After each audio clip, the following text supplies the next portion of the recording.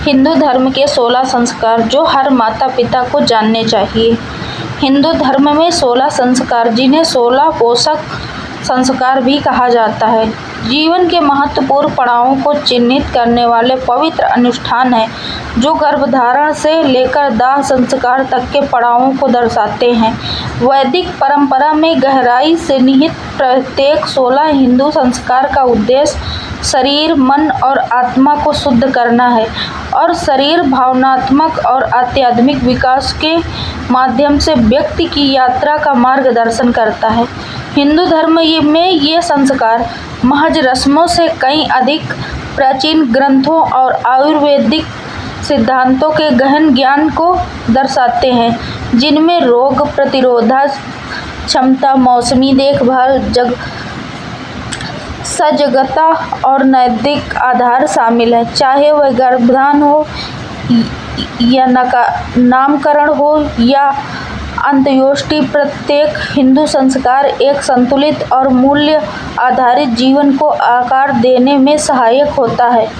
आज की दुनिया में ये 16 संस्कार सूची समारोह, पारंपरिक और आधुनिक दोनों रूपों में मनाए जाते हैं, जो पारिवारिक बंधनों को मजबूत करते हैं, स्वास्थ्य को बढ़ावा देते हैं और पीढ़ियों के बीच संस्कृति विरासत को आगे बढ़ाते हैं।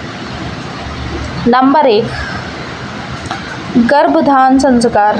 16 संस्कारों में से पहला एक वैवाहिक दंपत्ति के लिए गर्भ के सुख की प्राप्ति हेतु किया जाने वाला प्रसव पूर्व अनुष्ठान है, जिसमें मंत्रोच्चार और जड़ी बूटियों से अभिषेक शामिल है, ताकि इस क्रिया को एक उच्च उद्देश्य के लिए समर्पित किया जा सके और दैविक आशीर्वाद प्राप्त किया जा सके। गर्भधान स्त्री की प्रजनन क्षमता पर केंद्रित है, जिसमें सात्विक आहार और शुद्धिकरण दिनचर्या के माध्यम से हार्मोन और प्रजनन स्वास्थ्य को संतुलित किया जाता है। यह माता पिता को उनके बच्चों के पालन पोषण के लिए आध्यात्मिक रूप से आशीर्वाद की याद दिलाता है। आज गर्भधान को अक्सर गर्भधारण पूर्व स्वास्थ्य जांच के दौरान संतान प्राप्ति के निर्णय के रूप में माना जाता है। नंबर 2, पुंसवन संस्कार। गर्भावस्था के दूसरे या तीसरे महीने में किया जाने वाला एक संस्कृत अनुष्ठान है, जिसका उद्देश्य बच्चे के जीवन की निरंतरता, स्वास्थ्य और लिंग की प्राप्ति सुनिश्चित करना है। यह एक विशेष आशीर्वाद समारोह या बेबी शावर के समान है और आयुर्वेद के स्वास्थ्य संबंधी नियमों जैसे कि प्रसव पूर्व मालिश और पौष्टिक जड़ी बूटियों द्वारा समर्पित है। यह अनुष्ठान नवजात जीवन के प्रति कृतज्ञता व्यक्त करने और दंपतियों को विकास के दौरान अपनी आत्मा की देखभाल करने के कर्तव्य की याद दिलाने का एक आध्यात्मिक माध्यम भी है। पुंसवन संस्कार की आधुनिक व्याख्याएं बेबी शावर या पहले स्कैन समारोह से भी जुड़ा हो सकता है, जो गर्भधान से ही बच्चे के पालन पोषण की अवधारणा को सुदृढ़ करती है। नंबर 3, सीमंतोन्नयन संस्कार। एक पारंपरिक हिंदू गर्भगृह संस्कार है, जो गर्भावस्था के चौथे और 5वें महीने के बीच मनाया जाता है। इस अनुष्ठान में गर्भस्थ शिशु के लिए शांति और सुरक्षा सुनिश्चित करने हेतु महिला के बालों को अलग किया जाता है। आयुर्वेद चिकित्सा पितृ असंतुलन को शांत करने के लिए सिर की तेल मालिश, हार्मोन संतुलन के लिए जड़ी बूटियां और शीतल भोजन जैसे उपचार सुझाते हैं। इस समारोह का आध्यात्मिक महत्व भी है, जिसमें सुरक्षित प्रसव और अजन्मे शिशु को उसके समुदाय और देवी देवताओं से जुड़ने के लिए गीत और प्रार्थनाएं की जाती हैं। आधुनिक माता पिता अक्सर सीमंतोन्नयन को गर्भगृह समारोह से जोड़ते हैं, उपहार और आशीर्वाद देते हैं और प्रसव पूर्व योग ध्यान का अभ्यास करते हैं। नंबर 4, जात कर्म संस्कार। शिशु जन्म के बाद किया जाने वाला एक संस्कार है, जिसमें माता और शिशु को जड़ी बूटी वाले जल से स्नान कराया जाता है, पवित्र मंत्रों का जाप किया जाता है और शिशु को शहद और घी की एक बूंदें पिलाई जाती है। इस अनुष्ठान को शिशु का स्वागत माना जाता है और यह जन्म की प्रक्रिया को पवित्र करता है। आयुर्वेद में शहद और घी युक्त पहला भोजन पाचन तंत्र की शुरुआत और रोग प्रतिरोधक क्षमता बढ़ाने के लिए महत्वपूर्ण है। स्वर्ण प्रशासन सोने से बना एक अमृत रोग प्रतिरोधक क्षमता बढ़ाने वाला एक मूलभूत औषधि है। ये अनुष्ठान आध्यात्मिक महत्व के प्रतीक है जो शिशु को पवित्र करते हैं और धर्म के माध्यम से जीवन को पवित्र बनाते हैं। आज कई माता पिता जात कर्म से सरलीकृत रूप को आधुनिक प्रयोगों जैसे स्वर्ण प्रशासन की बूंदों के साथ अपनाते हैं। नंबर 5, नामकरण संस्कार। जन्म के 11वें दिन आयोजित होने वाला एक पारंपरिक नामकरण समारोह है जिसमें बच्चे को उसका पहला औपचारिक नाम दिया जाता है, जिसे अक्सर आध्यात्मिक अर्थों को ध्यान में रखकर चुना जाता है। यह समारोह मुख्य रूप से सामाजिक और आध्यात्मिक होता है, जिसमें आयुर्वेद के कुछ पहलू भी शामिल होते हैं। नाम का गहरा कर्मात्मक महत्व होता है जो बच्चे के भाग्य को प्रभावित करता है और आशीर्वाद या किसी विशेष धर्म का आह्वान करता है। आधुनिक समय में नामकरण एक भव्य पारिवारिक आयोजन हो सकता है जिसमें माता पिता बच्चे के नाम को घोषणा करने और परिवार के रूप में एक साथ आने के लिए पूजा या केक काटने का समारोह आयोजित करते हैं। कुछ आधुनिक परिवार ज्योतिष रूप से या किसी शुभ रविवार को तिथि का चुनाव करते हैं।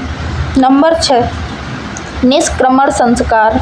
एक पारंपरिक समारोह है जिसमें शिशु लगभग 3 से 4 महीने की उम्र में पहली बार घर से बाहर निकलता है। यह दुनिया से शिशु का औपचारिक परिचय है और आयुर्वेद में इसका गहरा महत्व है। इस अनुष्ठान में शिशु को सरसों, शहद और घी लगाया जाता है जिसमें एंटीसेप्टिक और पौष्टिक गुण होते हैं। निष्क्रमण इस बात का प्रतीक है कि जीवन अब घर के अंदर सीमित नहीं है और यह शिशु को समुदाय के मंदिरों और संस्कृति से जोड़ता है।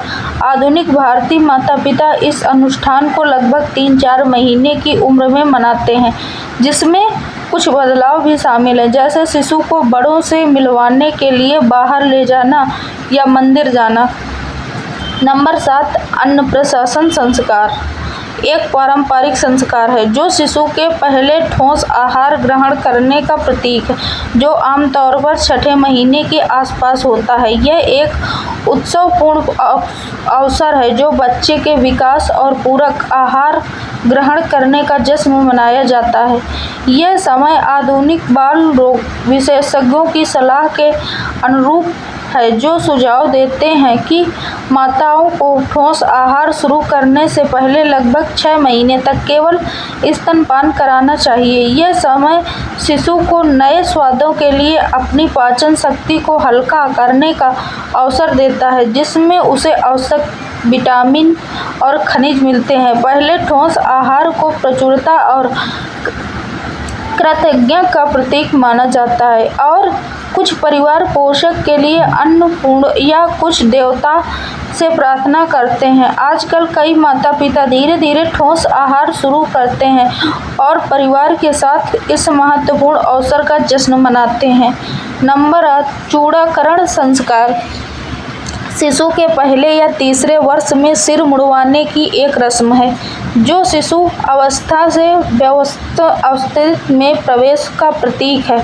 इस रस्म में शिशु सिर के एक गुच्छे की छोड़कर बाकी सारे बाल मुड़वा दिए जाते हैं और अक्सर उन्हें पानी में विसर्जित कर दिया जाता है या नदी में बहा दिया जाता है। आयुर्वेद की मान्यता है कि सिर मुड़वाने से सिर की त्वचा की स्वच्छता बढ़ती है, बालों के रोग उत्तेजित होते हैं और संज्ञानात्मक क्षमता में वृद्धि होती है। इस रस्म में सिर की त्वचा को पोषक देने के लिए तिल का पेस्ट लगाना या औषधि पेस्ट लगाना भी शामिल है। आधुनिक समय में मुंडन संस्कार शुभ दिनों, अक्सर जन्मदिनों पर किया जाता है और यह एक उत्साहपूर्ण पारिवारिक योजना होता है।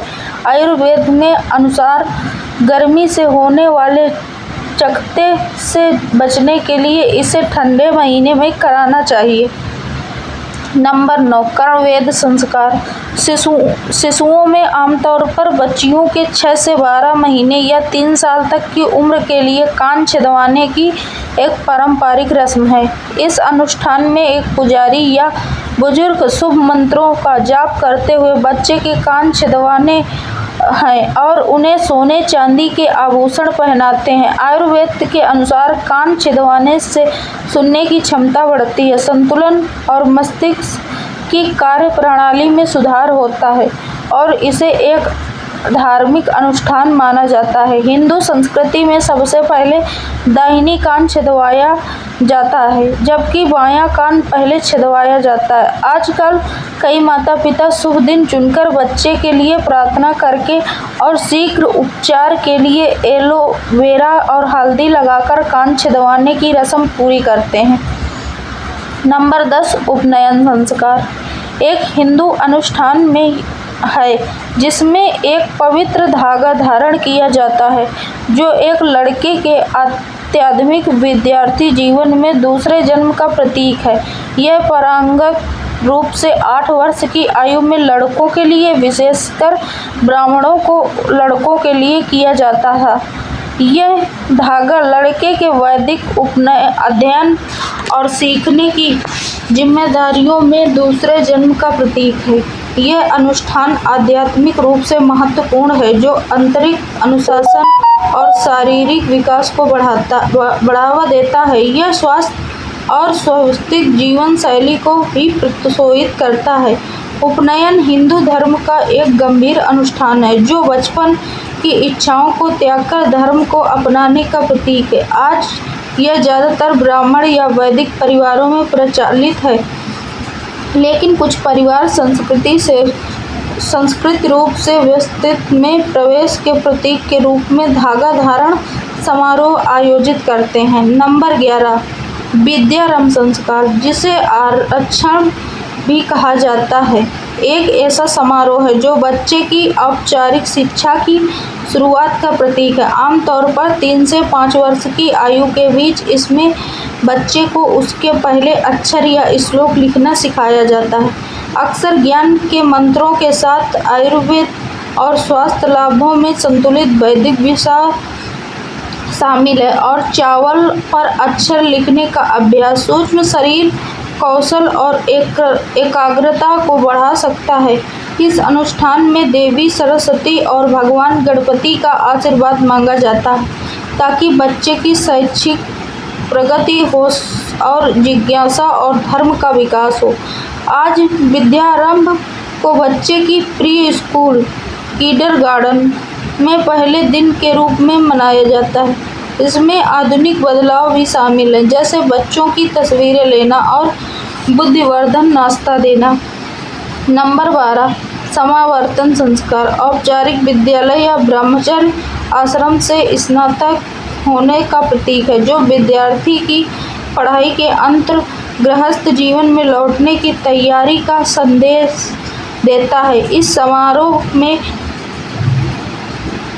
अग्नि अनुष्ठान और शिक्षकों एवं माता पिता का आशीर्वाद शामिल होता है।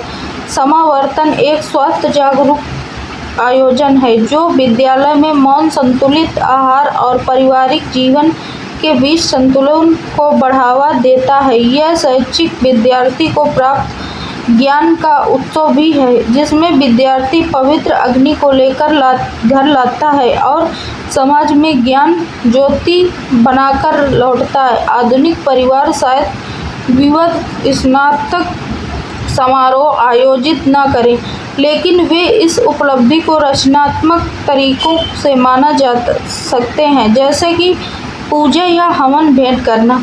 नंबर 13, विवाह संस्कार। यह पारंपरिक हिंदू विवाह समारोह है, जिसमें दूल्हा और दुल्हन पवित्र अग्नि के चारों ओर जीवन साथी बनने की प्रतिज्ञा लेते हैं। यह दोनों व्यक्तियों को गृहस्थ जीवन के लिए तैयार करने हेतु अत्यंत महत्वपूर्ण है। आयुर्वेद और स्वास्थ्य लाभों में हल्दी स्नान और हर्बल टॉनिक जैसे अनुष्ठान शामिल है। हल्दी की रस्म एंटीसेप्टिक और सौंदर्यवर्धक उपचार के लिए में किया कार्य करती है। आयुर्वेदिक स्थिर और स्वास्थ्य के लिए मौसमी दिनचर्या और दैनिक त्याग की सलाह देता है। विवाहकालीन आहार आमतौर पर सात्विक होता है, जिसमें कभी-कभी कुछ विशेष व्यंजन भी शामिल होते हैं। विवाह का अर्थ है दो आत्माओं का मिलन, एक दूसरे के प्रति जीवन समर्पित करना। आधुनिक विवाहों में आयुर्वेद के ज्ञान को भी शामिल किया जा सकता है, जैसे विश्राम, हल्का भोजन और युगल ध्यान। नंबर 14 वानप्रस्थ संस्कार। वृद्धावस्था में सांसारिक जीवन से विमुख होने और घरेलू कार्यों से हटकर आध्यात्मिक अनुष्ठानों या समाज सेवा की ओर अग्रसर होने की संस्कृति है। यह दीर्घार्थ संतुलित दिनचर्या और आध्यात्मिक मुक्ति और बल पर देती है। आयुर्वेद के अनुसार जोड़ों के स्वास्थ्य के लिए हल्का भोजन, प्रतिदिन स्वयं की मालिश और सुबह की सैर करना उचित है। आधुनिक भारतीय माता-पिता बुजुर्गों को सेवानिवृत्ति के लिए आयुर्वेद के सुझावों का पालन करने के लिए प्रोत्साहित करते हैं, जैसे कि दैनिक समय सारणी बनना, सामूहिक योग भाग लेना और पारिवारिक परंपराओं को निभाना। इस अवस्था पर चर्चा करने से दादा-दादी की आवश्यकताओं को महत्व मिलता है और बच्चों के जीवन चक्रों में बारे में जानकारी मिलती है। नंबर 15 शयन संस्कार। जीवन का अंतिम चरण, जिसमें परंपरागत रूप से भिक्षु बनना और आध्यात्मिक मुक्ति पर केंद्रित करना शामिल है। आयुर्वेद जीवन शैली संबंधी दिशा निर्देशक भोजन, सादगी, ब्रह्मचर्य और ध्यान पर जोर देते हैं, जिससे शरीर स्वास्थ्य और स्पष्ट को बढ़ावा मिलता है। सामान्य अर्थ अहंकार का त्याग करना, आध्यात्मिक चेतना पूर्णता प्राप्त करना, जबकि हिंदू धर्म सांसारिक मोक्ष से विरत हो प्रोत्साहित करता है। हालांकि शहरी परिवारों में औपचारिक सम्मान का पालन करना भी होता है, फिर भी उनकी भावनाएं आधुनिक युवाओं, माता-पिता और वृद्धावस्था में संन्यास जैसी आदतों को प्रेरित करती है। अतिरिक्त त्याग का शिक्षक संतोष और कल्याण की ओर ले जाता है, जैसे कि भारत में आयुर्वेद द्वारा अपनाया गया है। नंबर 16 अंत्येष्टि संस्कार। मृत्यु के बाद किया जाने वाला अंतिम संस्कार, जिसमें दाह संस्कार और आत्मा का शुद्धिकरण शामिल है। आयुर्वेद में इसका विशेष महत्व शामिल है, क्योंकि यह अंतिम क्षण तक शरीर की देखभाल के महत्व पर बल देता है। और शोध का आध्यात्मिक महत्व भी, क्योंकि यह आत्मा को कर्म बंधनों से मुक्ति करता है और दिव्यांग आत्मा शांति और मुक्ति की ओर मार्गदर्शन करता है। आधुनिक अक्सर सामुदायिक रीति रिवाजों के अनुसार होती है, लेकिन अंत्येष्टि माता-पिता को शरीर का सम्मान करने और जीवन के अंत की पवित्रता को याद दिलाता है।